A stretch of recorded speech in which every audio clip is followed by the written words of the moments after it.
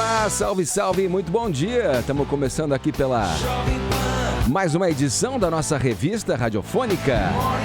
Informação, prestação de serviço, entretenimento. Tudo isso no papo dessa quarta, 29 de agosto, 2018. Sejam bem-vindos. Em entrevista ao JN, Bolsonaro diz que diferença salarial entre homens e mulheres é assunto para a justiça. Compara sua relação com o economista Paulo Guedes a um casamento sujeito a divórcio. Pergunta se Roberto Marinho era ditador ou democrata e bota na bancada do Jornal Nacional livreto sobre educação sexual infantil. A ira de Donald Trump. O presidente dos Estados Unidos afirma que Google manipula buscas para mostrar resultados negativos sobre ele e faz críticas ao Twitter e ao Facebook. Guerra campal. Punido por escalação irregular na Libertadores, Santos vai a campo precisando golear e sai dele derrotado e sob violência. Esses são alguns destaques do Morning Show que está apenas começando e você é o nosso convidado especial. Até às 11h30 a gente segue por aqui.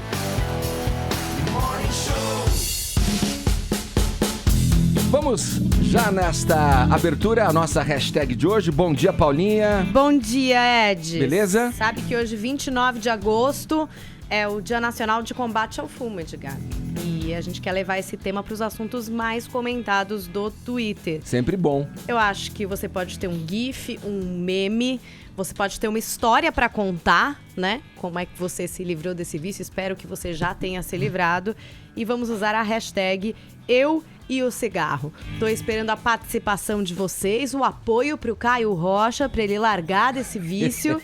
Ele já se revelou aqui. Eu tô fazendo a minha parte. Usuário, já fumei uns 4, 5 hoje, que é pra ter menos cigarro no mundo. Legal, tua voz melhorou.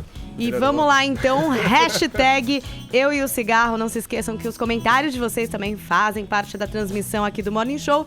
Se a gente for pros assuntos mais comentados do país, vale prêmio. E eu quero também saber de você pelo WhatsApp, 11 931 7009 é o nosso número. Mande mensagens em vídeo bonitinho, grava ali com o celular na horizontal, estacione o carro se você vai mandar aí, né, do veículo a sua mensagem aqui pra gente. Eu quero saber, tem alguma receita pra pôr fim a esse vício? Qual que é a sua relação, você que nos ouve, você que nos assiste, sua relação com o fumo? É de amor e ódio? E aí, já tentou parar de fumar? Vem tentando há anos e não consegue? Divida a sua experiência com a gente, 11 931 17009, mensagens em vídeo aqui pro Morning Show. No mais, você vai lá no aplicativo, baixa o aplicativo da Jovem Pan, assiste a nossa programação onde e quando você bem entender. Também o nosso portal jovempanfm.com.br e a nossa transmissão ao vivo no YouTube, youtube.com/morningshowjp. Gente, quando vocês gravarem o vídeo, não se esqueçam da aula do tio Bonner, né? Na horizontal, hein? Gravem os seus vídeos aí pro nosso WhatsApp na horizontal. Isso aí. E conteúdo extra para você nos acompanhar também nas mídias sociais. Estamos no Instagram e no Facebook. Passe pela nossa página, deixe o seu joinha que a gente fica feliz da vida, beleza? Todos convidados a passarem a próxima hora e meia colados aqui na Jovem Pan, porque o Morning Show tá apenas começando.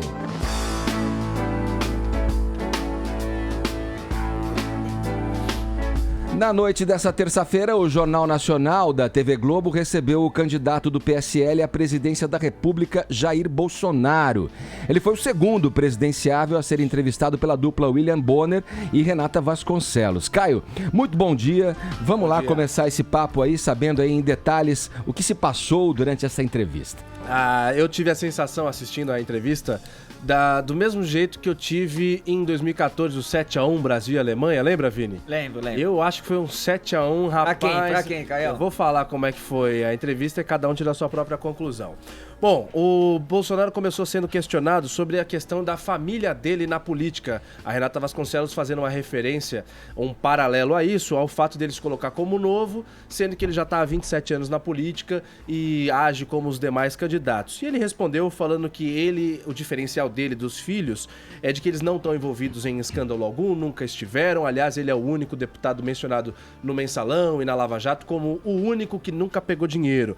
A Renata Vasconcelos insistiu, falou, bom, bom, mas o senhor tem auxílio moradia e tal, só abriu mão quando foi questionado. O que o senhor tem de diferente dos demais, sendo que o senhor só abre mão, só volta atrás do que deve quando é provocado? Aí o Bolsonaro veio e, pum, jogou pro gol, fez o primeiro na caixa. Falou o seguinte: bom, peraí, mas isso está na lei. Assim como vocês, jornalistas aqui da Globo, que recebem pelo sistema PJ, como pessoa jurídica, não está contratado no sistema CLT, para quem não liga muito o nome à pessoa, ou seja, não tem uma carteira assinada, é contratado como se fosse uma empresa. Tá na lei, ele usa isso como exemplo, tá na lei. Aí o Bonner disfarçou, já mudou de assunto. Ele falou o seguinte: vamos mudar de assunto, vamos falar sobre o Paulo Guedes. O senhor não corre o risco de ficar refém dele, que será o provável ministro da Fazenda, no caso do Bolsonaro entrar? Bolsonaro virou e falou, bom, usou aquela alusão a casamento, olha, a gente tá se namorando há bastante tempo. Aí o Bonner insistiu, mas e se der ruim, vocês brigarem, não sei o quê? Ele falou, bom, eu sou casado, fui casado, você também, e nós dois somos separados. Pum, fez o segundo gol. Virou e falou, Bonner, você casou querendo separar? Eu também não, então isso pode acontecer e tal. Mas ninguém tá preparado para isso, ninguém planeja isso. Se acontecer, paciência. Aí seguiu o jogo. Que mais? Foi questionado sobre a homofobia. Falou que a homofobia não pertence a ele. A Renata Vasconcelos insistiu, bom, mas o senhor só dá declarações homofóbicas, como é que você explica isso? Aí nesse momento rolou uma parte muito engraçada, porque ele falou, bom, eu não sou homofóbico. Aí ele levantou um livreto e falou, essa aqui é a cartilha gay. Aí começou a olhar pra câmera, que focava bem de frente a ele. E nessa hora que ele levantou o livro, ele falou, pais, tirem as crianças da sala. O Bonner entrou em desespero e falou, não mostra, não abaixa, pelo amor de Deus, não seria delicado. Ele falou, não, mas isso aqui tá nas escolas, deixa eu mostrar o que esse livro traz. É aquela cartilha gay, pra mostrar que ser gay é legal e tal, segundo a visão do Bolsonaro. O William Bonner e a Renata Vasconcelos não deixaram ele mostrar, e aí rolou um momento que parecia de escola, o Bonner assim, deixa o livro aqui comigo. Aí o Bolsonaro, não, eu não vou mais mostrar, então tá tudo certo e tal. Me dá o celular aqui até o final da aula, eu te devolvo. Ele foi questionado, exato. Ele foi questionado também sobre a questão da violência na favela e as declarações que ele deu já no sentido de que violência se combate com mais violência. Foi apertado sobre isso e ele foi bastante firme, ele manteve a posição que ele sempre teve, falando o seguinte, violência se combate com mais violência. A gente tem que ter armamento mais forte que os bandidos e tal, não é indo lá e pedindo com licença que você vai resolver o caso. O general Hamilton Mourão andou dando declarações de que se o governo por si só não resolvesse as questões de corrupção e tal, e crises políticas, o próprio exército teria que tomar essas medidas. E o Bonner falou, Bolsonaro, que medidas seriam essas que seu vice anda falando? O Bolsonaro mitou aí, na minha visão, ele falou, olha, ele deu um alerta, eu acho que ele tem coragem de falar isso sim, a gente sabe que os políticos não fazem nada, tal coisa, babá. E aí o Bonner retrucou e falou, bom, mas a gente sabe que você está falando sobre golpe militar, a história, os historiadores sérios falam que em 64 houve um golpe. Aí o Bolsonaro virou e falou, deixa os historiadores para lá, eu fico com o Roberto Marinho. Aí mencionou, inclusive, um trecho longo, decorado, de um editorial que o Roberto Marinho escreveu no Jornal Globo em 1984, falando assim, nós apoiamos a Revolução Militar, porque era o melhor para o país e tal e coisa, tava muita corrupção. Ele mencionou um trecho, fez uma aspas ali do Roberto Marinho. Para mim, esse foi o ponto alto da entrevista, porque ele termina de citar o Roberto Marinho jogando a pergunta. Aí eu pergunto para você, Bonner, Roberto Marinho foi um ditador ou um democrata? O Bonner foi salvo pelo gongo, bem, porque nessa hora que o Bolsonaro perguntou, acabou o tempo dele, do Bolsonaro. E aí o Bonner falou, olha, desculpa, eu não posso te responder, meu amigo, olha pra câmera e você tem 1 minuto pra falar o Brasil que você quer. Eu acho que esse foi o ponto alto da entrevista, mas a internet vibrou com outro ponto. Quando a Renata Vasconcelos falou, o senhor já deu declarações dizendo que se fosse dono de uma empresa, não contrataria uma mulher com o mesmo salário que um homem. O senhor se coloca do lado dos homens que pagam mais, os empresários que pagam mais para homens do que para mulheres. Aí ele falou, bom, isso aí não é um presidente que tem que resolver, tá na CLT que os dois têm que ganhar igual, a mulher que detecta um caso como esse, que vá denunciar no Ministério Público do Trabalho, e são essas ferramentas que a sociedade tem para resolver essa questão, não cabe a um presidente. A Renata Vasconcelos insistiu, falou, cabe a um presidente sim, aí ele usou um exemplo que gerou o ponto alto da entrevista de ontem no Jornal Nacional, que a internet foi a loucura. Olha o ping-pong de rebatida, de batida de um lado e de outro, e o Bolsonaro também termina dando uma sacudida aí na Globo. Mas é nós que te faria, mas estou falando que o Ministério Público do Trabalho pode ser questionado. Eu estou vendo aqui uma senhora e um senhor. eu não sei o certo, mas com toda certeza há uma diferença salarial aqui. Parece que é muito maior para ele do que para a senhora. São cargos semelhantes, são iguais. Candidato, deixa eu então, só, desculpe, eu vou interromper vocês dois. Assim, eu poderia até como cidadã e como qualquer cidadão brasileiro fazer questionamentos sobre os seus proventos, porque o senhor é um funcionário público, deputado há 27 anos, e eu, como contribuinte, ajudo a pagar o seu salário. O meu salário não diz respeito a ninguém. E eu posso garantir ao senhor, como mulher, que eu jamais aceitaria receber um salário menor de um homem que exercesse as mesmas funções e atribuições que eu. Mas agora eu vou devolver a palavra ao senhor para o senhor continuar o seu raciocínio. Pode ter certeza, né? Você vive em grande parte aqui de recursos da União. São bilhões que recebem o Sistema Globo de recursos da propaganda oficial do governo. São concessões. Mas vamos lá. Não pregue-me essa pecha que eu defendo isso, porque se eu tivesse defendido um dia, teria um discurso meu na Câmara. Aí, vamos lá, Joel, ouvindo a tua opinião aí, esses pontos colocados pelo Caio, trazidos aí, né, que foram os pontos destacados da entrevista com o candidato Jair Bolsonaro, ele conseguiu, na tua opinião, desestabilizar os entrevistadores ali e, consequentemente, se dar bem aí nessa estratégia dele de ampliar o eleitorado? Você acha que ele conseguiu ampliar ou falou para os convertidos, digamos assim, só que com a amplitude da audiência do principal telejornal brasileiro? Bom dia, Edgar. Assisti a entrevista ontem, os entrevistadores da Globo tentaram pegar o Bolsonaro de várias maneiras, né? O Bolsonaro retoricamente se saiu bem, concordo com o Caio aqui, ele se saiu bem nessas respostas, mas eu não acredito que tenha mudado muito a avaliação de quem está assistindo, sabe? Quem gosta dele vibrou com cada uma delas, gol, não sei o quê, mandou bem, imitou.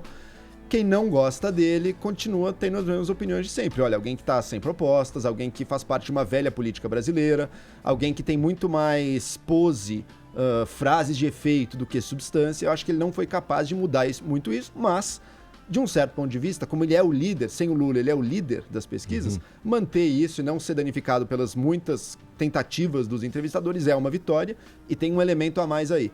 Essa vitória não foi qualquer uma, foi uma vitória que ele conseguiu provocar e danificar um pouco a imagem da Globo. E tem muita gente no Brasil hoje em dia, mesmo as pessoas que estão revoltadas com a política, que também tem um pouquinho de revolta, de ressentimento contra a Rede Globo. Nesse sentido, então, sim, eu acredito que ele saiu vencedor aí.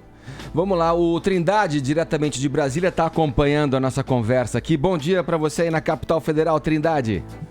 Pois é, muito bom dia, Edgar, bom dia a todos. Enquanto os Bolsonaros, os Alckmins, os Gomes, os Dias e Tais fazem essa campanha aí que a gente vê nas ruas só por imagem, não tem mais aqueles comícios, o Palácio do Planalto já está sendo reformado ali, o mármore da rampa principal já está sendo trocado para o próximo presidente, que ninguém sabe. Nessas entrevistas aí, a gente vê claramente que os candidatos estão se abrindo. Edgar e Joel, nós estamos assistindo uma mudança no perfil do candidato ideal para o eleitor. E este não é um fenômeno brasileiro, a gente vê em vários países todo mundo pedindo exatamente isso, cara limpa. O Bolsonaro ontem mostrou ele mesmo, é aquela frase clichê, né? Bolsonaro sendo Bolsonaro. Por isso eu concordo que ele confirmou ali as teses dele, que muita gente acha malucas, loucas, homofóbicas e, enfim, discriminatórias, mas a sociedade tem muita gente que pensa assim. Eu me perguntava aqui por que nenhum partido no Brasil assumia essas teses. Elas têm ali de 20% a 30% de apoio da população. Pena de morte elegeu muita gente e parou de ser defendida. A pena de morte foi uma defesa forte, por exemplo, do ex-deputado, hoje morto, Amaral Neto, e ele sempre foi reeleito. Agora, para transformar essas teses em tese majoritária, ou seja, a eleição de um governador ou de um presidente da República, aí é outra conversa. Então, o Bolsonaro foi o Bolsonaro, é por isso que ele está na frente das pesquisas quando, evidentemente, sai a candidatura fake de Luiz Inácio Lula da Silva, né? Ele está por isso aí, tudo isso aí.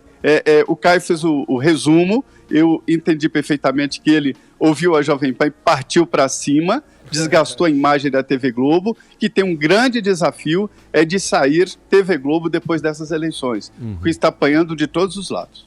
É engraçado, né, Edgar e Trindade? O Bolsonaro, ele se saiu bem nas 3 sabatinas pelas quais ele passou até agora. Nos debates com outros candidatos, a minha avaliação é que não, ele ficou mais apagado, ele ficou mais de lado, assim, ele não foi o alvo, não foi o foco da conversa. E numa sabatina como essa, em que tentam pegar ele de todas as maneiras, especialmente nessas pautas mais progressistas de machismo, de homofobia, ele tá muito preparado para isso, se sai bem. E no caso da Globo, a Globo é vulnerável em muitas dessas pautas, por exemplo, na ditadura. Então ele tem uma resposta muito fácil ali e acabou crescendo em cima dos entrevistadores. Gente, pra quem gosta do Bolsonaro, os que já estão cativados por ele, vibraram, porque o Bolsonaro tem aquela figura de que fala mesmo, fala na cara, fala o que quiser. Aí eu tô vendo uma muito boa. O Bolsonaro, ele ganhou o debate ontem porque ele anunciou o apartamento dele, ele falou, tá à venda, quem quiser e tal. Anunciou o apartamento, cutucou o Bonner pelo divórcio, jogou na cara da Renata que ela ganha menos do que o Bonner, fez os entrevistadores admitirem que o kit gay não deve ser exibido na televisão e ainda gerou outra nota da Globo sobre 1964.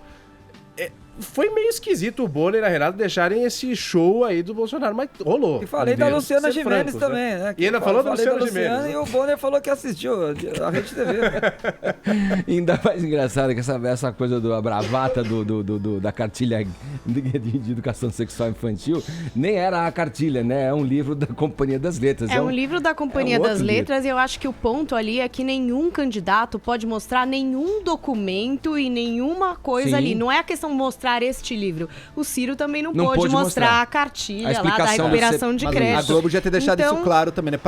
Pareceu que não mostre esse livro, não é isso. Ficou super mal daí, porque parece, supostamente é um livro que mostra-se nas escolas todo dia para as crianças, mas aqui no jornal não poderia mostrar para crianças. Ficou estranho mas isso. Mas porque o Bonner virou e falou, não mostra porque é desrespeitoso. Não, eles deixaram de um jeito desrespeitoso. De você, Bolsonaro, tá desrespeitando um acordo que a gente fez com os seus assessores de não mostrar nenhuma documentação. Agora, quem quer acreditar no lacre, acredita no lacre. Não, mas teve uma frase da Renata. A Renata falou assim, se crianças não podem ver, algo nessa linha. Mas eles mandaram mal ali na explicação. Mas a questão é que não se pode mostrar nada, nenhum documento. O Ciro não pôde, ele também não pode, os outros também não vão poder. Em relação à Renata, lacre, ele expor ali que se ela ganha menos que o Bonner, eles nem ocupam a mesma posição, não têm o mesmo tempo de casa. Na verdade, não faz o menor sentido. É meio que o Joel falou, quem não gosta do Bolsonaro continua achando Bolsonaro o ó. E quem gosta do Bolsonaro quer acreditar nesses lacres. Vai gostar mais também. Então, assim, é isso. Agora resta saber se os indecisos ali ficaram mexidos com, enfim, os lacres ou com a falta de conteúdo no que ele tem pra dizer. Vai, Trindade. Essa história de mostrar documentos aí é para evitar bravatas, tipo, tem um processo aqui contra tal candidato, né? E não abre o processo, evidentemente que não dá tempo. Sim. Por outro lado, também, a gente vê claramente ali que, com a concordância da TV Globo, esses debates, que na verdade viraram debates, não é mais uma entrevista, né? Se transformaram ali num desafio. Então, é muito perigoso. E ontem eu falava ali que estava em jogo não só os votos e a imagem do candidato, mas também dos entrevistadores. E isto está se confirmando e muita coisa vem pela frente. Ô, Trindade, vamos dinamizar. Quer completar? Só para fechar, para a gente mudar o assunto, Joel. Acho que tem um ponto ali que é um ponto vulnerável do Bolsonaro que não foi devidamente explorado. Quando ele falou da questão, pautas liberais que ele traz do Paulo Guedes, por exemplo, direitos trabalhistas. Ele fala em reduzir direitos trabalhistas. Isso, se bem explorado, pode ser bastante danoso para a campanha dele aqui no Brasil, porque tem muita gente da população que sim, gostaria de mais segurança, quer um governo forte, que bote ordem na casa, mas se você for falar que vai tirar direito trabalhista, muita gente não vai gostar de ouvir isso. Mas ele foi questionado sobre isso. Ele falou, o Bonner falou, quais direitos trabalhistas? O senhor não acha que é justo o eleitor, aí ele corrigiu, o trabalhador ficar sabendo antes? Quais você vai retirar? E ele porque não respondeu. Ele não respondeu. Ou tem direito de desemprego, porque ele fala ou tem direito de desemprego, né? Ou tem emprego, mas não tem direito. Isso potencialmente é algo que pode ser danoso para ele, porque as pessoas não vão aceitar fácil assim uma reforma trabalhista muito radical. Mas é exatamente esse o meu ponto. Ele fica conseguindo não responder, só responder aquilo que ele já tá careca de responder, então ele sabe bem de kit gay, não sei o quê, e ninguém consegue pegar o cara na curva, que nem peixe ensaboado. Ele não conseguiu ser desconstruído em nenhum momento da entrevista, ele não ficou desconfortável, porque foi perguntado as mesmas coisas, a mesma retórica que ele tem sempre. Então, na ponta da língua ali. Essa entrevista no Jornal Nacional, a maior audiência de um telejornal, na maior emissora do país, você tem muito mais a perder do que ganhar. e o Bolsonaro não perdeu nada ontem. Ô Trindade, vamos girar o assunto, mas ainda ficando aí na pauta do Bolsonaro, nessa terça-feira os ministros do STF se reuniram para analisar o recebimento de uma denúncia por racismo contra o candidato. Qual foi esse desfecho lá no Supremo, Trindade?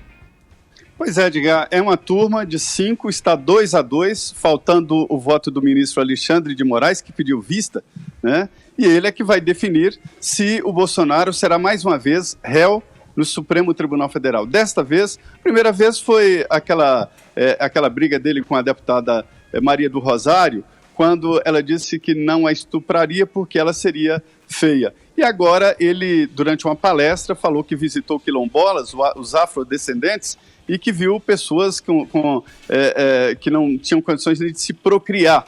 E usou, dizendo que todos gordos demais, e disse que eles pesam toneladas. Aí os ministros entenderam ali, 2 entenderam que houve um crime, e o grande debate que está sendo feito aí é se a imunidade parlamentar vale ou não para discursos, porque a imunidade total do parlamentar acabou. Antigamente era imunidade parlamentar. Isso veio diminuindo e ficou apenas para voto e opinião. Então o debate que o Supremo terá que enfrentar é se esta imunidade parlamentar de opinião vale para todos. Os ministros consideraram falas desrespeitosas e, de certa forma, até discriminatórias, mas alguns entendem que se trata aí de uma proteção do parlamentar. Então, isso deve ficar para depois das eleições e não interfere mesmo no pleito, a não ser o debate público. Só para ficar claro, Zé, desculpa, foi feito um pedido de vista por qual ministro que fez esse pedido? O Alexandre de Moraes. E certo. Quando ele voltar, ele dá o voto dele. Sim. E, evidentemente, a vitória para um lado ou para outro. Sim. Mas isso deve ser depois das eleições. Certo. Joel, hipoteticamente, vamos lá, isso alteraria o rumo, né, do candidato Bolsonaro? Né, Creio que não, né, Edgar? Creio que não, Edgar, porque ele ia ser réu, mas não ia estar condenado por nada, então a ficha limpa não pegaria nele nisso. Mas é estranho, né, pedir vistas. Acho que o Alexandre de Moraes pediu vistas mais pela questão política, né, para não trazer mais esse elemento aqui para discussão neste momento.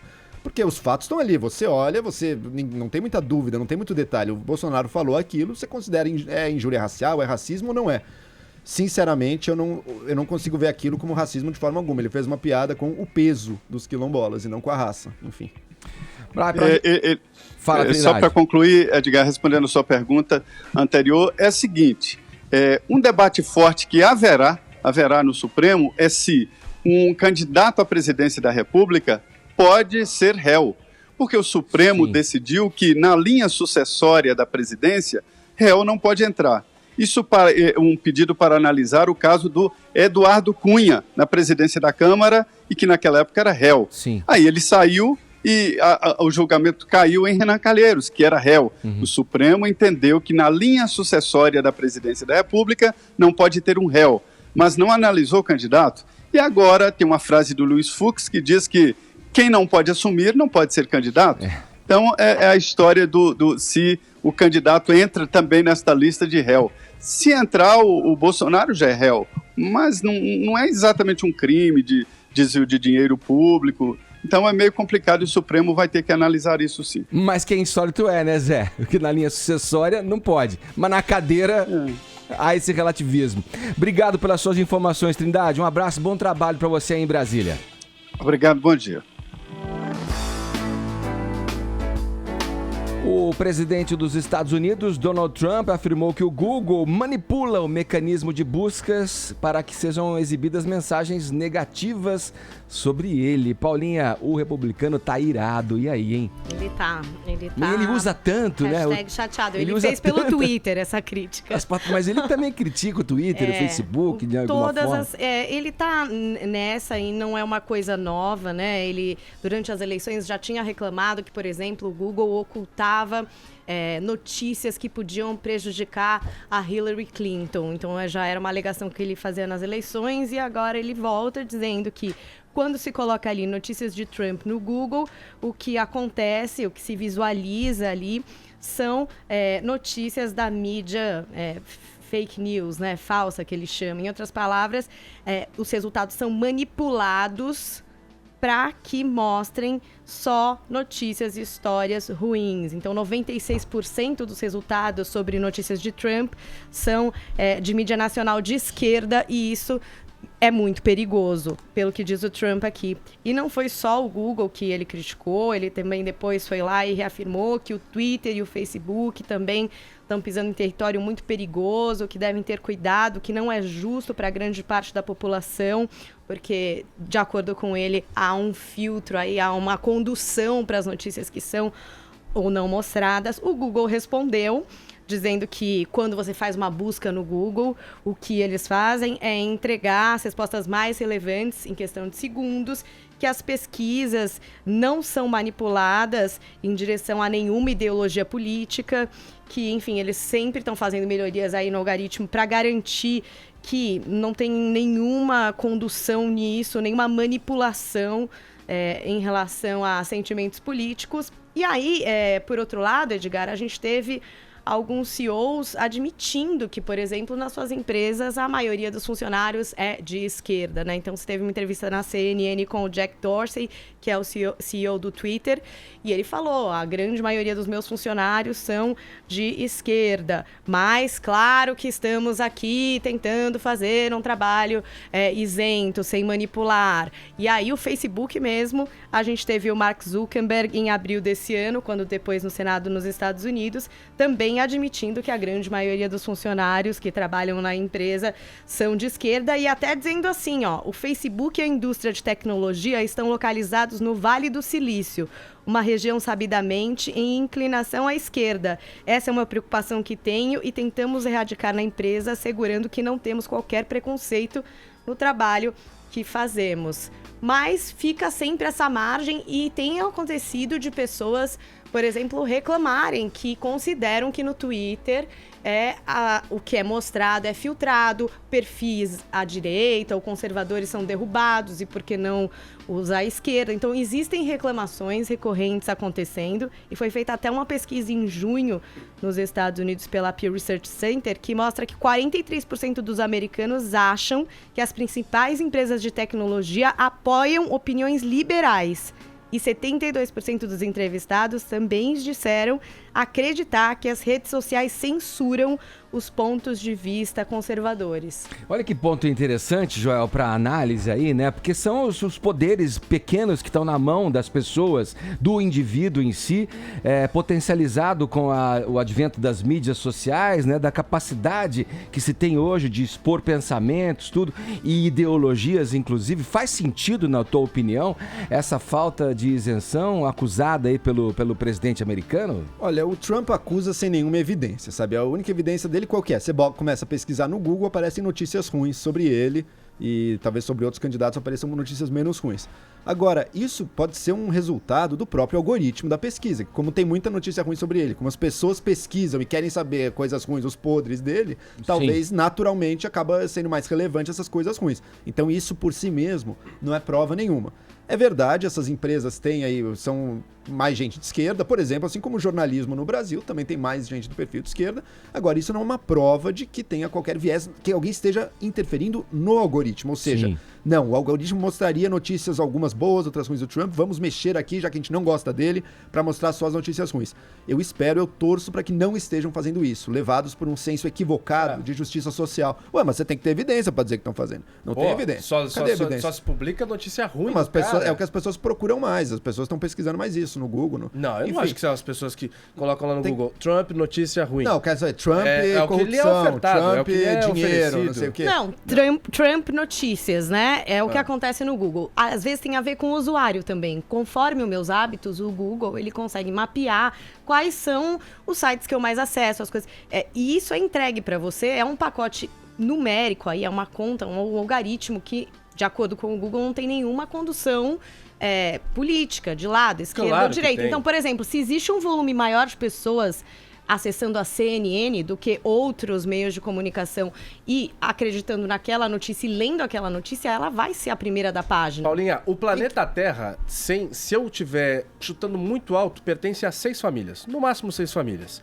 Donas de banco, cartão de crédito, shake árabe, acabou. Aí embaixo desses caras... E aí? É verdade. Ué, vocês acham que é uma besteira? A Silva, a Cardoso. Quantos cabelos? Família Rocha, família Silva. Você pega esses caras, presidente dos Estados Unidos, o Mark Zuckerberg, isso é novo rico. Pra essas famílias extremamente tradicionais, isso é novo rico. Mas as mídias sociais estão na mão desses novos ricos, aí nenhum deles é de família tradicional. Tudo bem, só que algum interesse esses caras têm, vocês acham que é só o anúncio. O poder que o Trump tem é o mesmo que o cara do Google também tem, que são novos ricos, são novos bilionários e tal, e com poderes novos na mão. Mas o mundo pertence a outras camadas acima. Não vem falar que, é coincidência que o Google só acha notícias ruins. Alguém tá sendo servido por aí. Esses caras do Google têm o mesmo patamar de poder que o presidente dos Estados Unidos. Então fica nesse embate. Pô, vamos derrubar esse cara aí, porque esse cara tá fazendo o que a gente não gosta. O risco não tem nada a ver com essas famílias. O risco é justamente... Você acha que é só coincidência? Não, que famílias? Nem o Google, Não, eu nem só tô o colocando Twitter, em prateleiras. Vamos falar dessas prateleiras pra baixo. Esses caras estão nessas daqui. O que pode acontecer... O New York Times admitiu, por exemplo, que ele adotou uma postura anti-Trump na campanha e até veio a público, sem o Trump ter acusado nada, mas veio a público pra dizer, foi um erro, porque a gente abriu mão de fazer um jornalismo mais imparcial e mais objetivo, levado por esse ímpeto supostamente justificado aí por esse desejo de derrubar um cara que seria ruim, que seria contra os valores, não sei o quê. É um grave erro ter feito isso, espero que as mídias sociais não estejam fazendo. Agora, para acusar isso, você tem que ter alguma evidência concreta de que isso esteja acontecendo, ainda mais quando você tem um comunicado oficial da empresa dizendo que não tá acontecendo nada disso. Qual é a evidência concreta? Mas você tem que ter evidência para acusar. Porque a empresa não vai virar mas você tem que olha, realmente a gente sacaneia o cara. Não, porque isso é palavra dele, pode pegar muito mal pra ele num julgamento depois. Você tem que ter evidência concreta para você acusar uma coisa dessa. Qual é a evidência? Um algoritmo viciado, você tem essa prova? Um algoritmo viciado, onde se expõe realmente. Bom, você pode pegar que todas as páginas que foram derrubadas do Facebook, eu vou começar assim que eu tô muito mal, desculpa. Todas as páginas do Facebook que nesse mês foram derrubadas foram de direita. Me fala uma de esquerda. Vê se a Márcia Tiburi groselhando. Quase que eu falo uma palavra feia. Falando groselha o dia inteiro no Facebook foi derrubada. Não, mas ele não derruba pensador, gente emitindo opinião ou candidato. Ele derruba páginas fake criadas pra fazer uma manipulação política. Mas qual que era a evidência? Mas então mostra, cadê os outros grupos que fazem a mesma coisa e que estão podendo operar isso sem ser derrubados pelo Facebook? Isso é interessante. Daí você teria uma evidência em mãos.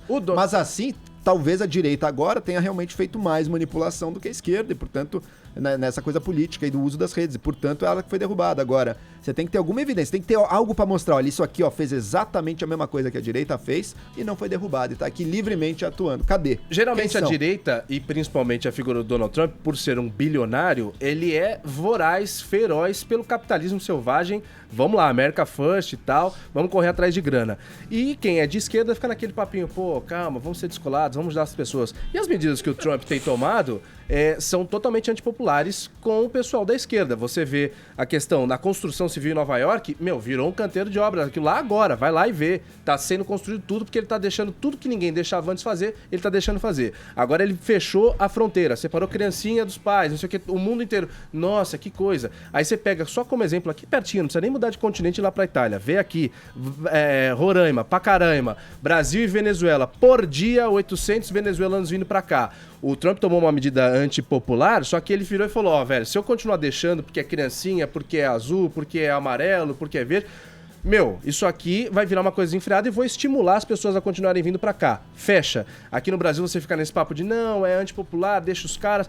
Tá com um baita problema. Inclusive, nessa edição ainda do Morning Show, a gente vai falar disso. O governo não tá sabendo lidar. Pode ser, a gente não tá discutindo as políticas do querendo derrubar. Não, eu só tô querendo usar como exemplos. O cara toma medidas acertadas. Ele evita lá que a economia pare, aqui tá parada. Ele evita que lá eles tenham um problema caótico de imigração, que nem a que a gente tá tendo. Ele evita. Só que isso pro pessoal da esquerda é inconcebível. Esse cara não tem coração. Esse cara não sei o quê. Ele saiu com uma mulher sendo casado. Pô, uma coisa é como você avalia o que ele tem feito. Eu até discordo na economia. Acho que ele está criando problemas para a economia americana. Mas uma coisa é a discussão sobre o que ele tem feito. Outra é a discussão. As empresas de rede social, de mídias sociais, têm tido um viés contra ele no que elas divulgam, no conteúdo que aparece, nos grupos que se beneficiam, sei lá. E daí você precisa ter alguma evidência para afirmar isso. Não basta dizer eles são de esquerda. Então eu vou achar, então você que é de direita está sendo injusto com o Lula? Mas me pegue uma matéria falando assim, presidente Donald Trump evitou um novo Pacaraima aqui nos Estados Unidos.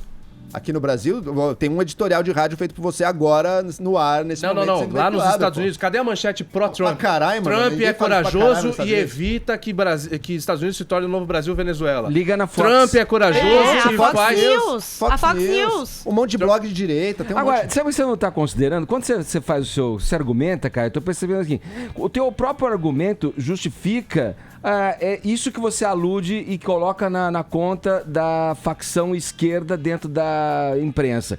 Se cai mais notícia negativa do Trump, é porque... Porque a imprensa lá, a maioria é esquerda. A bem lá. da verdade, a Aqui, maioria assim das aqui. notícias que saem sobre o presidente Trump são de cunho negativo. Agora, a imprensa como reguladora, como um poder também da sociedade, um filtro que leva ao ouvinte, ao leitor, ao telespectador, a informação de acordo com o seu editorial, está cumprindo o seu papel. Aí não tem, a meu ver, nada de errado. Sabe o que essa história me lembrou? O que nós estamos fazendo aqui? Ó, Caio, olha o que a essa história me opinião é lembrou. divergente da do Joel, nesse Exato, caso estamos discutindo. específico. O que nós estamos fazendo aqui? Colocando a reflexão como tema do debate. Mas olha o que essa história me lembrou. O Haddad falava a mesma coisa, a mídia é contra mim. Daí ele foi lá medir os manchetes nos jornais. Olha que tem mais manchetes negativas do que muito mais negativas do que positivas contra mim. Bom, meu caro, talvez você esteja fazendo coisas que realmente repercutem mal. E isso não quer dizer que eles Mas são aí você injustos tá contra comparando você. o Haddad com o Trump. Pô, mas você gosta de um e não gosta do outro, mas é o mesmo mas não é tipo gostar, de crítica. É ver É o resultados. mesmo O tipo que de o Haddad crítica. fez de, É o mesmo de tipo fato crítica. em São Bom, Paulo? Não, mas você não tá valendo as ele políticas. pintou a faixa de vermelho. Isso aí nós vamos abrir um outro desculpa. tema pra discussão que a gente enveredou para outro lado. Pra gente finalizar esse primeiro bloco do Morning Show, vamos aqui com mais uma notícia girando o assunto. Agora a gente vai pra nossa editoria de esportes pra dar aquela aliviada. Só que não, meus queridos Nem ouvintes, meus queridos telespectadores. Ficou ainda pior agora. Né, Vini? Seria a nossa página policial agora? Exato. O que aconteceu? Jogo do Santos ontem à noite, pancadaria, briga, baixaria, o que foi? Aconteceu, Edgar, o que todo mundo já sabia o que aconteceu ontem no Pacaembu, devido à palhaçada, à atitude vergonhosa da dona Conmebol e anunciar no dia do jogo, às 11 horas da manhã, sendo que o jogo seria às 7h30 da noite, que o Santos seria punido pela escalação irregular do Meia Sanches. Estou dizendo que o Santos estava certo em toda essa situação? Não, o Santos está errado da mesma forma, porque não se cercou dessa situação. O Santos escalou o Sanches, que tinha uma punição de 2015, uma expulsão quando ele jogava pelo River Plate na semifinal da Libertadores. Ele agrediu um gandula, foi expulso por 3 jogos. Em 2016, e aí a Conmebol obriga que você cumpra essa punição em uma próxima competição. No mesmo torneio, numa próxima competição da entidade. Então, numa Sul-Americana ou numa própria Libertadores. Perfeito. Em alguma competição que seja organizada pela Conmebol. Ele saiu do River Plate e foi jogar no México. Em 2016, a Conmebol completou 100 anos de história e deu uma anistia para alguns clubes e jogadores que tinham suspensão. Então essa suspensão do Sanches caiu de 3 jogos para 1 jogo apenas. Só que o Santos, e esse jogo era exatamente o primeiro jogo contra o Independiente lá na Argentina, ou seja, ele não poderia jogar. Sim. Só que o Santos se consultou por um sistema que é o Comet, um sistema de registro de atletas utilizado aí pela Conmebol e que dizia que a punição dele tinha se encerrado em maio. Vamos mostrar a foto, Murilo, desse documento, que foi o que o Santos acabou utilizando aí como defesa. Então vocês vão perceber lá, tem todo o registro, tem a foto do Sanches ali e diz ali, ó, na parte que está destacada, ali no canto direito, fala, ó, 27 de novembro de 2015 a 24 de maio de 2018, cerrado, ou seja, essa punição estaria encerrada.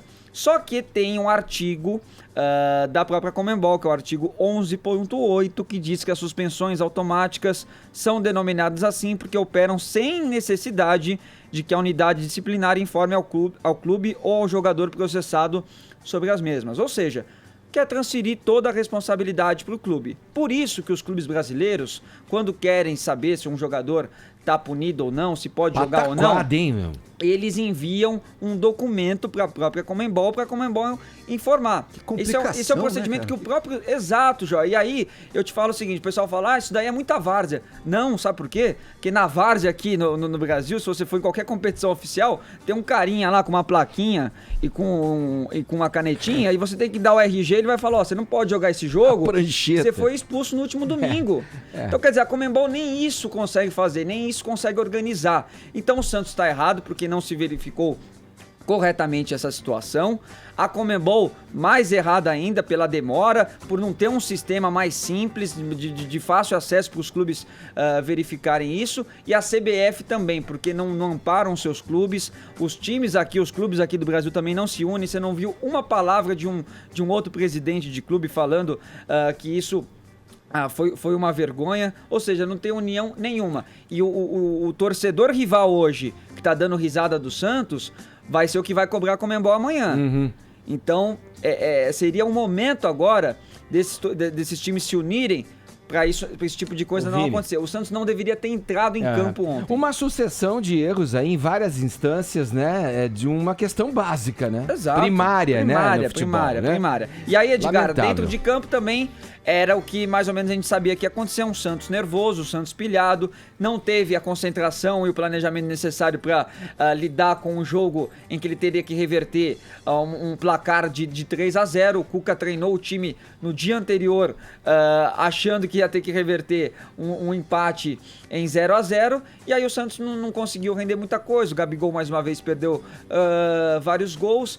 E aos 35 minutos do segundo tempo aconteceu o que já era previsível, né? A torcida começou a atacar bomba no campo de reservas do Independente, aquela confusão, alguns conseguiram invadir o campo, a polícia entrou, o Cuca foi defender um torcedor que levou uma gravata do policial, né? E falou que o torcedor já estava revirando os olhos ali, ele falou, eu faria isso por qualquer um, foi lá, se envolveu numa confusão com o policial também, mas vamos ouvir, Edgar, a palavra do próprio Cuca, que não amenizou para a diretoria do Santos, para as pessoas que administraram muito mal essa situação. Vamos ouvir. Hoje aqui, o que menos precisa hoje é falar mal do que aconteceu em cima de setores do clube que aconteceu. Eu não quero fazer isso. Mas pode amanhã até me mandar embora. Mas eu tenho que falar. O Santos tem que melhorar muito profissionalmente. O Santos tem que melhorar muito internamente, muito. Não é pouca coisa.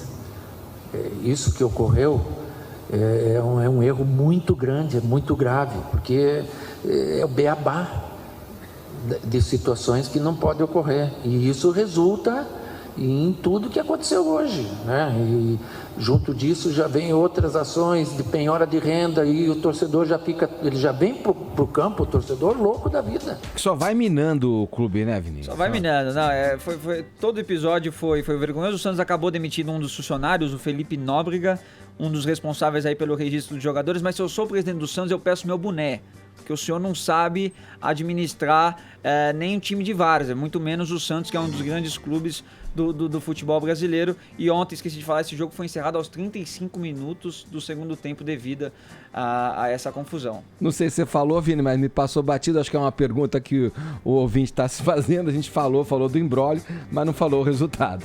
0-0. Sem gols, tá bom. Até porque o Gabigol, que é o semigol, não é o Gabigol, é o semigol que ele não faz gol nenhum. Aproveita da hora aí pra gente, professor Vila. É 10h43, horário de Brasília. Jovem Pan Morning Show.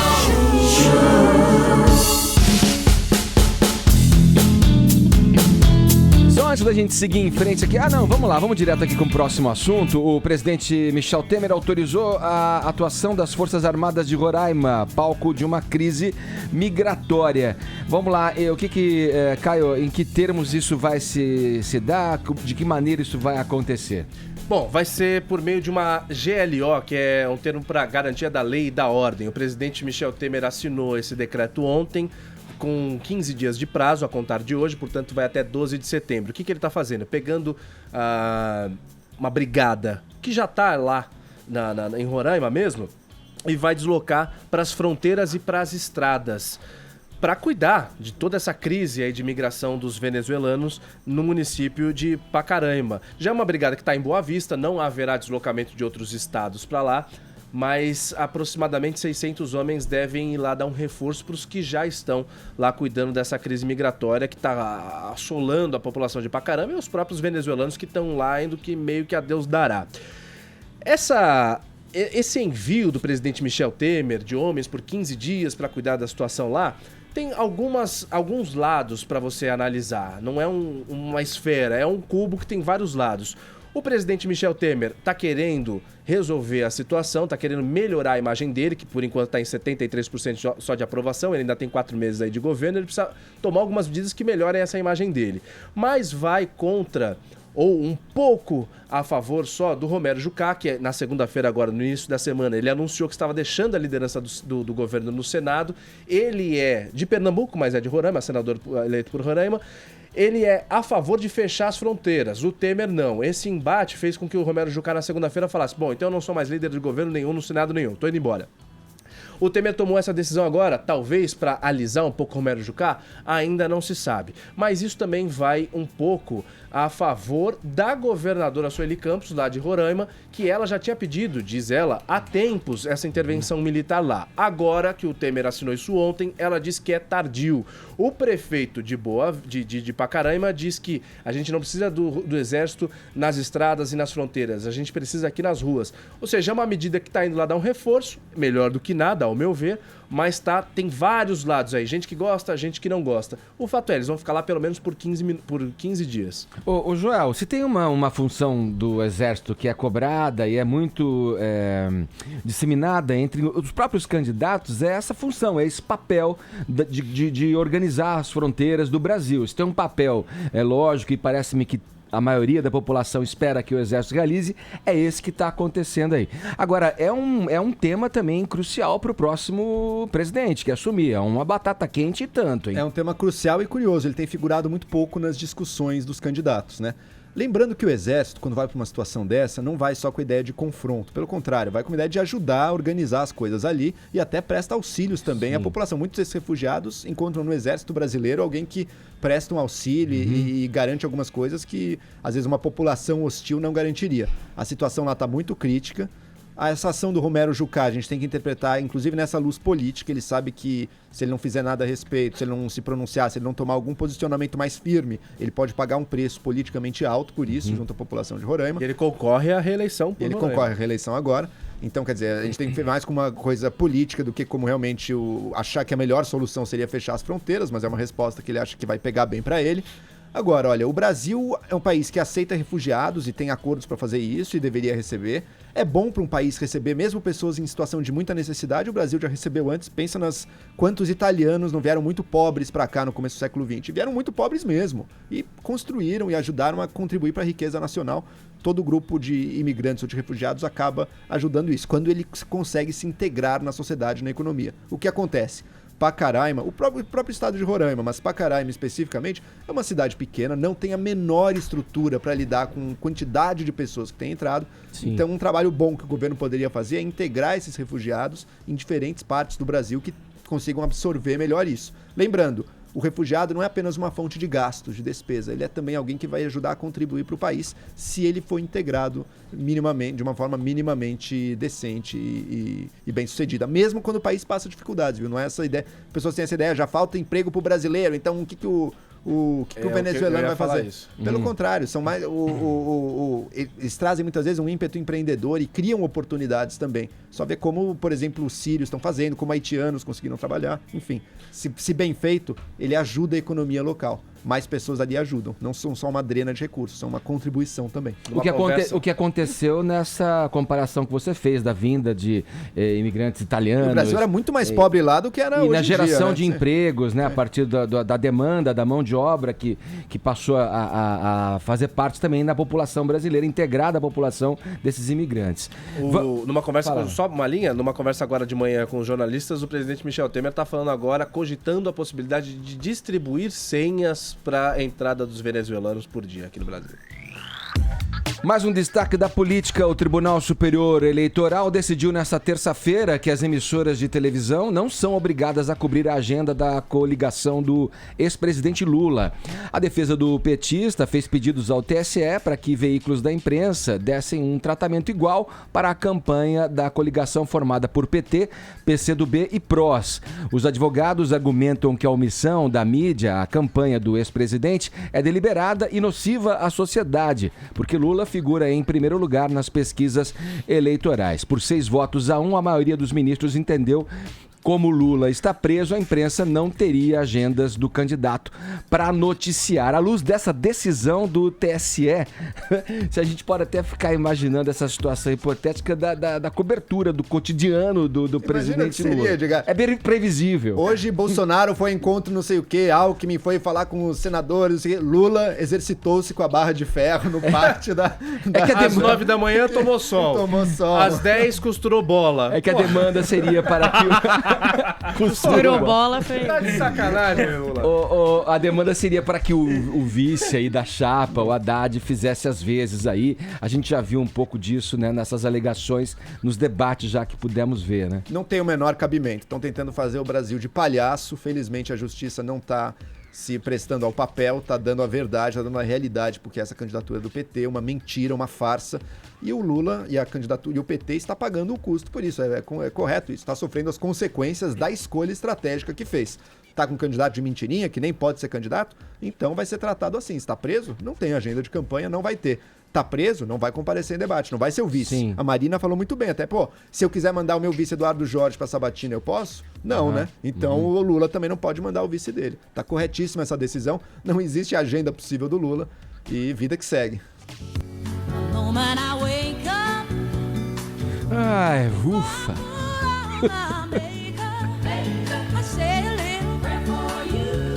Começou ontem o funeral da rainha do show, Aretha Franklin. Cerimônia ainda se estende um pouco, né? Todo esse 4 cerimonial. dias serão, Edgar.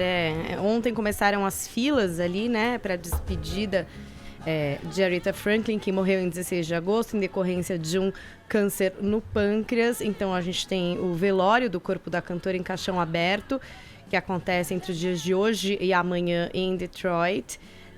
Homens de luvas brancas carregaram esse caixão de ouro com a Aretha Franklin vestida de vermelho, sapatos de salto, pés cruzados, para se despedir aí dos seus fãs. O caixão está no Museu de História Afro-Americana Charles H. Wright e permanece lá por 2 dias. Aí depois disso, Edgar, a gente vai ter uma conclusão na sexta-feira no funeral, que vai ser fechado para o público, mas vai ser televisionado, né? Vai acontecer no templo Greater Grace. Vai ter a participação de Chaka Khan, Jennifer Hudson, Stevie Wonder. Vão ter diversos oradores também. A expectativa é de que o Bill Clinton seja um deles. Também o cantor e compositor Smokey Robinson. A Cicely Tyson, atriz. Também um magnata das gravações Clive Davis. O governador do Michigan, Rick Snyder. O prefeito de Detroit, o Mike Duggan. E o reverendo Jesse Jackson. Então, teremos aí vários oradores, além até aqui, do Procurador-Geral dos Estados Unidos, Eric Holder. Como eu falei, vai ser televisionado, então, por exemplo, CNN e Fox News vão televisionar isso daí. Você também vai poder assistir pela internet numa transmissão live streaming da The Associated Press. Então, tá aí 4 dias de despedida, parece algo bem estranho pra gente aqui no Brasil, né? A gente não tem esse hábito de prolongar essas despedidas, mas não é algo de incomum nos Estados Unidos, né? Não sei se vocês se lembram do próprio Michael Jackson. Sim. Foi também uma coisa que se estendeu e que traz a possibilidade também das pessoas irem se despedir. Não só os fãs, mas essas personalidades importantes que vão, enfim, ter que arranjar os espaços em suas agendas para se despedir da Aretha Franklin. Olha, por que esse pé cruzado, você sabe? Alguém chegou a falar o motivo? Elegância. Muitos têm se referido a isso, tipo, até em sua despedida, sendo uma grande diva, vestida como tem que ser, né? De saltos altos, pés cruzados, ali para se despedir dos seus fãs. E acaba desmistificando essa questão da morte também, do funeral, ali colocando ela numa posição, digamos, informal, confortável. Parecendo confortável. Isso. Né? E o processo de essa coisa de embalsamar o corpo também, né? Para que o corpo resista, preservação, toda uma técnica aí para isso. Tá aí nossa homenagem mais uma vez à grande rainha do soul, a Aretha Franklin. Vamos dar um toque aqui para você que ainda não se inscreveu no nosso canal no YouTube. Vai lá, youtube.com/morningshowjp. Já são mais de 200 mil inscritos, mas falta a sua assinatura. Aperta a sineta lá para você ser avisado sempre quando a gente estiver em transmissão ao vivo. Que é todo dia às 10 da manhã aqui pela Jovem Pan. Então vamos em frente. Daqui a pouco a gente segue 11 em ponto, horário de Brasília. Jovem Pan Morning Show.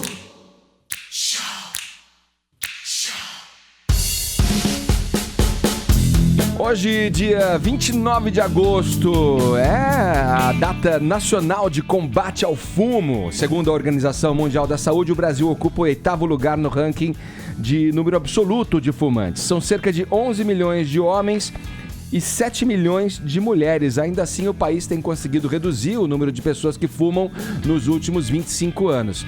Vamos lá, como é que tá a nossa hashtag? Isso motivou a nossa hashtag hoje. Eu e o cigarro, Paulinha, como estamos aí? O que os nossos internautas, os nossos tuiteiros estão dizendo aí? Olha, tem um monte de gente contando histórias aqui. O senhor metafórico, por exemplo, hashtag eu e o cigarro, ele lembrou do seguinte, ó, quando não tinha aquela lei que proíbe em festas, voltava defumado, até a meia do tênis voltava cheirando nicotina. É verdade. Os jovens já nunca saberão o que é isso, não é verdade? Cabelo, Edgar? lembra do cabelo? Nossa. Casaco tinha que mandar pro tintureiro, tipo, nunca mais Pra ia dar aquele conseguir usar. vapor aromatizado. Né? Raquel Linda aqui, hashtag eu e cigarro, uma relação de pura repulsa, que bichinho catinguento. O pior é que sempre tem um fumante sem noção na fila do busão. Quando aparece um que pede para guardar o lugar para ele fumar, dou parabéns para ele. Fica a dica para você que fuma na fila do busão. E o Coelho Hop, cada nome, né, gente? Hashtag eu e o cigarro. Não tem um relacionamento nenhum, porque tu acende um cigarro e ele te apaga gradativamente da vida. Olha, é filosófico. Realidades. Bonito, hein? Realidades. Olha, vou dar um alô pra você, fumante aí, que me assiste, que me ouve aqui. Bituca é lixo, viu? Bituca é no lixo. Porque bituca parece que não é uma coisa à parte, é uma entidade que o cara... Desaparece, né? Fala aí, Caio. Eu acho horrível. Você não acha isso? Aliás, muito fumante, você que fuma. Desculpa falar de novo, tua mãe tá ouvindo. tá todo... Minha mãe tá ouvindo. Eu sou fumo escondido da minha mãe. Mas não, agora tem esses cinzeirinhos Mas você também públicos. fuma, né? Eu? É. Não, nunca fumei. Ah, no cigarro não? não? Sou totalmente contrário ao cigarro. Ah, sou pela cigarro não saúde. fuma. Ah, sou entendi. pela saúde. Entendi. Um cachimbo, assim, às Ah, é que vezes. hoje é o dia do fumo do cigarro, é tabaco, né? Ah, então é só desrespeito a mim. Ô, Caio. Fala, Edgar. Então é isso aí. Você não joga bituca, provavelmente, porque você é um cara educado, né? Sem você não dúvida joga... nenhuma. Aliás, eu desço pra fumar depois do Morning Show. Sempre te Parece vejo que eu tô ali. fazendo campanha, né? Uma boa, pode apagar aí, viu? É, olha lá. Eu desço lá, cara, eu fico transtornado em ver que o senhorzinho todo dia fica lá embaixo varrendo um monte de bituca e o cinzeirão vendo? tá ali do lado. Do lado. E eu converso com ele, falo, é sacanagem. Ele fica também doido, mas ele é um senhor muito elegante, ele não reclama, né? Vamos lá, você que nos acompanha em imagens, você que nos ouve aqui no Morning Show, já teve algum problema para parar de fumar? Foi difícil? Tem alguma receita para colocar fim no vício? Essa foi a nossa indagação aqui pelo WhatsApp, as pessoas interagiram e mandaram aí as respostas em vídeo pra gente. Vamos lá, Bruno, solta pra gente. E aí, pessoal do Morning Show, aqui é Glaucon de Portugal. E um conselho que eu dou aí para quem quer parar de fumar é que diminua aí o café e assim você vai começar a sentir um pouco menos aquela necessidade de fumar. Hein? Então é um conselho que eu dou aí para todo mundo. Um abraço aí para todo mundo. Falou. Fala, galera do Morning, aqui é o Tomás. Pô, muito legal vocês tocarem nesse tema. Ontem foi meu aniversário e eu decidi parar de fumar, então tô no segundo dia, não tá nada fácil. Mas eu queria desejar muita força aí a quem tá tentando, é muito difícil mesmo. E aí você que conhece alguém que fuma, não fica enchendo o saco falando pra ele parar de fumar, porque, cara, é muito tenso, não é tão fácil assim, sabe? E ele sabe que faz mal e, cara, não enche o saco das pessoas. Elas sabem que o cigarro faz mal, apenas vai dando força que a gente consegue. Bom dia, Edgar. Bom dia, galera aí do Morning Show. Dia. Marcos, Ribeirão Preto, São Paulo. Eu não fumo, eu vi o meu pai morrendo aos 51 anos de idade devido a um câncer no pulmão por causa do cigarro e eu não aconselho ninguém. E Caio, para de fumar, você tá se matando aí, velho. Valeu! Mas eu vou confessar aqui, eu tenho o hábito de fumar, mas por hábito, não por vício. Eu não tenho vício nenhum, eu só fumo e bebo quando eu jogo. Não, mas olha, Caio, o primeiro ouvinte falou uma coisa interessante ali, essas questões dos gatilhos ali, né? O cafezinho, muita gente fala, se eu consigo, mas se eu tomo um copo de cerveja, se eu tomo um drink, aí vai. Não, isso é verdade. Isso. Mas eu só dar uma linha, agora falando sério mesmo, eu fumei por 10 anos e em 2012 teve uma hora que eu virei e falei, eu não vou fumar mais. Mas eu tava realmente convencido porque o cheiro de cigarro já incomodava a mim, o cheiro que ficava em mim, na roupa e tal. E eu lembro que era um domingo, dia 15 de julho de 2012, eu virei e falei, amanhã eu não vou fumar mais. E não fumei. 15 de julho ou de 15 de setembro, agora não me lembro exato. Passei segunda-feira, tal, sem fumar, é difícil. As 2 primeiras semanas são bem difíceis, mas eu acho que você colocar adesivo, você tomar remédio... Cara, se a tua cabeça não tá convencida, não vai, velho, não vai. Agora, a partir do... E eu fumava bastante, hein? Fumava quase uma carteira aí por dia e tal. Quando bebia, aí longe e tal. Mas naquele domingo eu falei, não vou fumar mais. E, passei ali tranquilo, depois de 2 semanas é difícil, mas vai, depois você fuma. Aí você fala, mas você não voltou a fumar? Depois de 6 anos eu voltei a fumar, porque quase 6 anos eu voltei a fumar, porque eu comecei a namorar uma moça que fumava, o cheiro me incomodava muito, eu tava tão seguro que eu não iria mais fumar na vida, recaí e falei, vou fumar um cigarro só pra aguentar o seu cheiro, tá? E voltei. Cigarro não dá pra brincar, velho. Você parou, você aguenta, mas não brinca, aí você não pode mais chegar perto, isso é verdade. Tudo para galantear uma moça, né, Caio?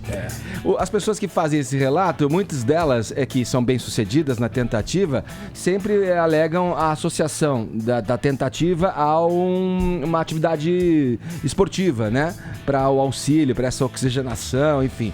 Boa sorte para você que tá tentando parar de fumar. Hoje é um dia simbólico. Quem sabe você não daqui para frente larga esse vício também. Coitada dessa menina, né? Ela fumava e namorava o Caio. São 2 problemas. O site da Folha de São Paulo traz hoje uma reportagem sobre uma série de propostas do Agora, grupo que prega a renovação na política e que tem o apresentador Luciano Huck como um de seus mais notórios integrantes. Caio, vamos lá. O que essa galera aí tá desejando? Qual é a pegada dessa turma aí? Você quer a notícia ou você quer a minha opinião? O que essa galera tá vamos desejando? à notícia primeiro. Normalmente é assim. Então vamos à notícia. Raulitada. Vocês estão bravos hoje. Vamos lá. É um grupo de algumas pessoas que algumas delas querem ter alguma influência na sociedade, outras delas querem também concorrer a algum cargo público já nesse pleito agora de outubro. Fizeram uma lista de 130 propostas que vão ser apresentadas aos presidenciáveis, mas além dessas 130 propostas serem propostas aos presidenciáveis, são meio que um compromisso a esse grupo de pessoas que dali vai sair para a corrida eleitoral. Tem 8 pessoas, um pouquinho mais, 18 pessoas que vão concorrer pelo DEM, pelo PPS. Deputados. Exato, deputados, federais, estaduais. Senadores, talvez. Tem gente na Rede, no Podemos e tal. Eles vão elencando em alguns assuntos, por exemplo, segurança pública, saúde, bem-estar das pessoas, algumas propostas na visão deles o que seria legal se implantar aí na sociedade. Tem nomes notáveis, como você mencionou aí, o Luciano Huck. Esse conjunto de propostas está pronto, já está agora sendo divulgado, já está no site deles, inclusive. Qualquer um que tiver curiosidade, coloca no Google Avante Movimento e aí você vê lá 130 propostas. É agora ou Avante? Eu falei agora. Agora. Não, desculpa, agora. Vamos lá. E o comentário, Caio? Tem o comentário? Agora é a hora do comentário. Quer ouvir o Deixa o Joel falar, eu vou dar meu comentário. Vamos ouvir o Joel antes, fazer um suspense. Aí você complementa aí. Boa. Eu não sei, Joel, esses grupos, né? Se eu não me engano, o Avante é um outro grupo também que tem a mesma proposta, mas tem um grupo se formando em torno de temas e debates sobre política. Isso é uma coisa que é benéfica, até posso considerar uma novidade. Não sei se me escapa alguma coisa do passado, mas a gente vê esses grupos buscando aí, talvez pela situação situação em que o país se encontra, refletir sobre questões cruciais na área política e tal. Algum ponto que você gostaria de destacar pra gente? Alguma coisa chama atenção em especial, ô Joel? Não, é isso mesmo, Edgar. Acho que de uns anos pra cá, especialmente 2013 pra cá, as pessoas que queriam... Todo mundo queria muita distância da política antes, eu não quero nem chegar perto disso, daí perceberam, não, o Brasil tá numa situação muito crítica, vai precisar que todos nós nos engajemos, tentemos melhorar isso aqui. O Agora, ele reúne especialistas de diversas áreas, pessoas que trabalham em diversas áreas para discutir propostas de políticas públicas e chegar a propostas aí feitas por especialistas, propostas técnicas para levar para os candidatos, além de lançar alguns deles como candidatos também, né? Eu acho que tanto ele quanto outros movimentos de renovação vão encontrar um obstáculo muito grande nessa corrida eleitoral, né? Porque é um sistema todo que favorece muito quem já participa dele, né? Quem já estava dentro da política, que já tem seu eleitorado, já tem suas lideranças locais, os grandes partidos já têm o tempo de TV, já têm os recursos. É muito mais fácil, se você já está no jogo, você continuar nele. Então, acho que essas pessoas que estão chegando agora com outra cabeça, que não fazem tanto esse jogo da negociação política, eles podem acabar tendo um pouco mais de dificuldade para entrar. Mas vamos ver. Acho que são muito bem intencionados. Não vi ainda essa lista das propostas deles, talvez o Caio possa comentar um pouco aqui, mas a princípio, assim, acho muito positivo. A Ilona Szabo, né, que é uma das membros do Agora, ela tem falado muito sobre um tema crucial de hoje em dia, que é a segurança pública. Ela que era ex-presidente do Instituto Sou da Paz, né? Talvez. E sem demagogia, com propostas, trabalhou junto de polícia para ver como funciona e tudo, então... Algum ponto, Caio? Mas a ex-presidente não é ela... Mas tudo bem, mas... Algum ponto, Caio, que você gostaria de destacar? Partindo dessa premissa que o Joel colocou, eu acho que é válido. Não adianta a gente só falar, os políticos são errados e tal, e eu falo aqui da minha poltrona, da minha casa. Então vai lá, se candidata a alguma coisa, vai lá e muda. Eu acho que você tem que partir desse ponto. Mas, como um pontapé inicial, beleza, ok, não é de hoje esse tipo de movimento, mas ainda tá bem no início. Mas ainda vejo uma coisa muito superficial, muito... Pô, jura? Por exemplo, alguns pontos aqui.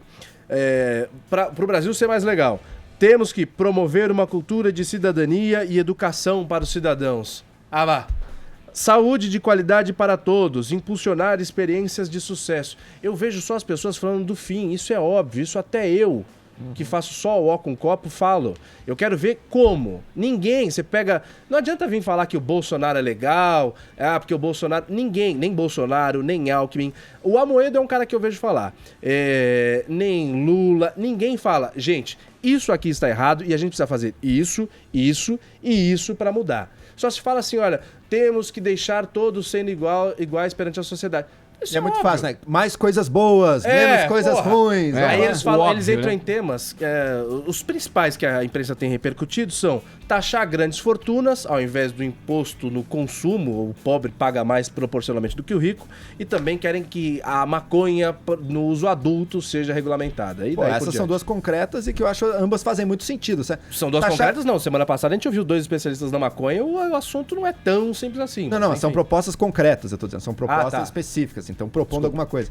E acho as duas positivas, essa coisa de taxar a grande fortuna, eu sou contra aumentar a carga tributária do Brasil. O Brasil como um todo já paga muito imposto. Agora, a nossa carga tributária poderia ser mais justa. Quem é mais rico podia estar pagando sim um pouco mais, para quem é mais pobre pagar um pouco menos. Então, se juntarem as duas coisas, fazer, olha, vai ter sim agora uma taxação maior, não é para confiscar, não é para acabar com a herança, não é para acabar com a fortuna, mas vai ter uma taxação um pouco maior sobre grandes fortunas, porque a gente vai reduzir impostos que incidem sobre os mais pobres. Aí eu seria totalmente a favor. Agora, achar que às vezes vem contra a cabeça, né? Não, vamos taxar as grandes fortunas, porque daí o Estado arrecada mais e aumenta a carga tributária brasileira e vamos sair dessa crise fiscal do Estado cobrando mais impostos. Daí eu sou contra.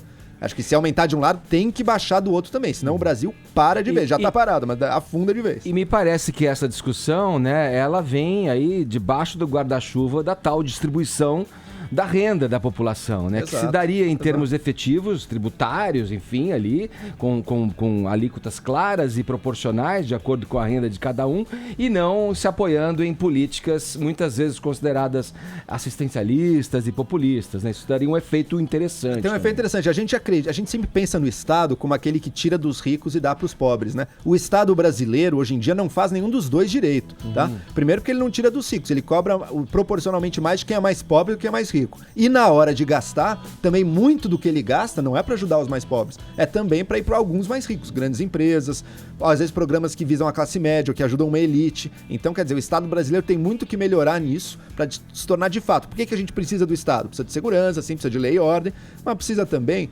garantir um mínimo para quem realmente precisa nesse país, para a base social da pirâmide. O Estado brasileiro não faz isso. Taxar mais grandes fortunas e taxar menos consumo, outras coisas que incidem sobre os mais pobres, é um passo na direção correta. Vamos lá para mais um episódio do nosso já famoso quadro Não Convide para a Mesma Festa. Ô Vini, dessa vez parece que é raro feio, né? Não é óbvio para todo mundo que não ia dar certo aí chamar para mesmo com Vescote, né? Os palmeirenses e o presidente do Corinthians, o André Sanches. Pois é, né? E foi numa festa de verdade, né? Ah, teve essa festa? Dessa vez teve a festa, que foi a festa de 104 anos de história do Palmeiras, né, Edgar? E realmente foi... Acreditar muito na diplomacia humana, né? Mas você sabe até que nos últimos anos, até principalmente quando o Corinthians era comandado pelo Roberto de Andrade, o Palmeiras pelo Paulo Nobre, tinha ali um clima até amistoso, né? Uma boa relação entre os dois clubes. Quando volta o André Sanches para o Corinthians, esse clima piorou um pouquinho, ainda mais com a final do Campeonato Paulista desse ano, aquela troca de farpas, o Andrés gosta de provocar, gosta de se intrometer na vida do Palmeiras, nas finanças do Palmeiras, né? Vira e mexe daquela cutucada. Então eu fiquei realmente surpreendido com esse convite aí que o Gagliotti, presidente do Palmeiras, fez ao André Sanches, mas fez querendo mostrar realmente que uma coisa é dentro de campo, outra coisa é fora de campo, quis mostrar ali uma boa relação. Quis dar um exemplo. E o Andrés foi lá, aceitou o convite e foi até a festa do Palmeiras. Inclusive, já estavam rolando memes, né, do Andrés na festa, sim, lá com alguns símbolos do Palmeiras. Até aí, normal, tudo dentro do script. Só que, num determinado momento, o Andrés, que já estava ali no ambiente da festa, cercado por alguns seguranças, porque já se temia que alguma coisa poderia acontecer, o Andrés resolveu ir ao banheiro da festa quando dois torcedores do Palmeiras foram atrás do Andrés para o provocar. Vamos ver o que aconteceu, Edgar? Eita, aquela hora do mictório. Gente. E aí, Andrés, beleza? Rapaziada, Andrés aí, manda um abraço aí, Andrés. Nosso maior freguês aqui, veio pagar um pau aqui, ó. Você é um babaca. Veio pagar um pau aqui pra nós. Veio pagar um pau pra você. Respeita o cara, seu trouxa. Respeita o cara, meu. Vai xingar o cara por quê? Eu falei, você sempre respeitou o que você chamando o cara de trouxa por quê? Eu só falei a verdade, pô, o maior freguês. Eu só falei a verdade. Chamou de trouxa, chamou de trouxa. Chamou sim. Você não tá no seu lugar, não. Tá no nosso lugar. Só falei a verdade. Não vem chamar o cara de trouxa, não. Vai tomar no seu cu. Pois é, eu quero falar uma coisa, olha, virou moda esse negócio, né, das pessoas abordarem agora outras pessoas que têm discordâncias, né, principalmente no meio da política. O cara te aborda como se fosse falar alguma coisa legal e aí ele faz um tipo de provocação. Acho isso uma covardia, acho infantil, acho realmente uma babaquice, independente de todas as críticas que eu tenho ao André Sanches. Inclusive, ontem ele virou réu, né, por crime tributário, né, a Justiça de São Paulo aí, de uma empresa que ele acabou abrindo com alguns sócios para sonegar impostos, né, para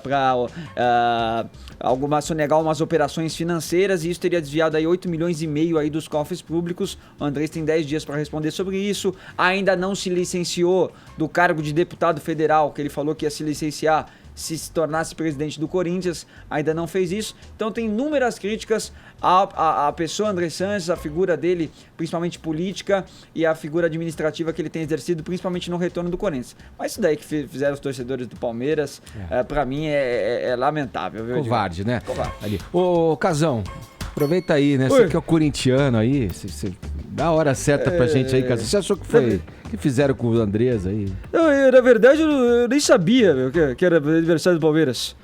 11h24, horário de Brasília.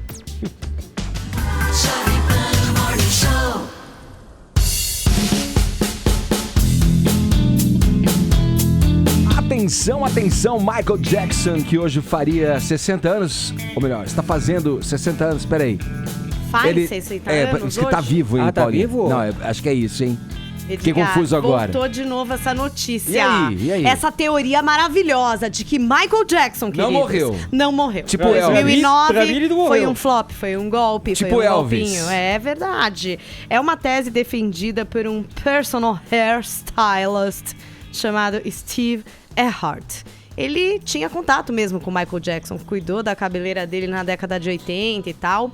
E de acordo com ele, querido, os familiares não estão sabendo, ninguém está sabendo, mas ele está sabendo desde o ano passado, em julho, que Michael Jackson está vivo e vai voltar. Tá? Ele vai voltar em breve, nós teremos alguma notícia, algum anúncio a respeito disso. Então eu não sei se você vai ser desses que vai esperar e que inclusive de repente já tá na fila pro próximo show, Edgar. Mas é essa a teoria deste homem que anualmente se renova, a fé dele de que vai acontecer isso, Michael Jackson vai voltar. Mas a parte da teoria conspiratória, né? Muitas saudades de Michael Jackson, esse cara que, você sabe, Edgar, se enquadra numa posição interessante de artista que fatura mais morto do que vivo, né? É isso que acontece. E olha que não foi pouco que ele faturou, hein? Em vida. Ele ainda compila aí plays no YouTube, 1 bilhão de plays no último ano nos seus videoclipes. Aliás, ele era mestre em videoclipes, investiu nisso na década de 80, logo quando a MTV começou a engatinhar. Então conseguiu aí emplacar Thriller, Billie Jean, o primeiro clipe de um artista negro a passar na televisão, na MTV. E ele segue ganhando muita grana. Em 2017, 75 milhões de dólares. Ganha muito dinheiro. Opa! Ele vai voltar! Isso é um sinal, Edgar. Agora sim. É ele já chegando. Bom, e continua ganhando muita grana, tem licenciamento de músicas para espetáculo do Cirque du Soleil, o seu próprio catálogo e outros artistas que cantam Michael Jackson. É um império realmente, não é, meu querido? Saudades, Michael. Saudades. Até hoje, nenhum rei, ninguém chegou no seu pezinho. Superou. Não, jamais.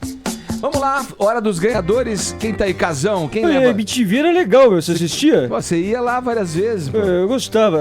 Você tava lá também? Você foi meu técnico no jogo de futebol. Você que é o Casé, né? É o Tomás, o vencedor. Valeu, Casão. É isso aí, muito obrigado. Gastão. Muito obrigado pelo prestígio e pela audiência. Amanhã tem mais aqui na programação da Jovem Pan. Jovem Pan. Cuidem-se, hein? Falou, Casão. Você não lembra, você era técnico, teve o jogo lá dos roqueiros contra os pagodeiros. Você era nosso técnico, meu. Era eu e o João Gordo. É isso aí. Você ouviu o Jovem Pan Morning Show. Oferecimento